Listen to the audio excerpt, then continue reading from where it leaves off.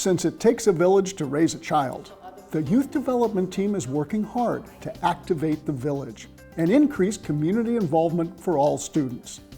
At the start of the school year, the NNPS Youth Development Team hosted a community partner open house at Crittenden Middle School.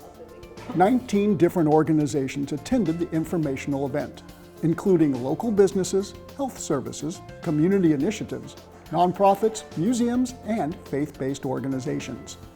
During the presentation, the Youth Development Team, which includes family and community engagement specialists, outlined the importance of community partnerships with Newport News Public Schools and the benefits for students in the form of providing mentorships and career experiences, improving mental health, leading clubs, or sponsoring unique learning activities. Thomas Turner, a senior at Heritage High School, shared his personal story of growth and achievement through his involvement with My Brother's Keeper mentoring program.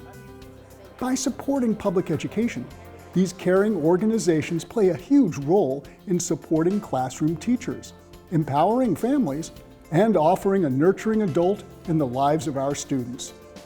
As a result of this open dialogue, new initiatives are already being planned for this school year, including financial literacy workshops for parents, civic engagement training for high school students, and small groups to strengthen families.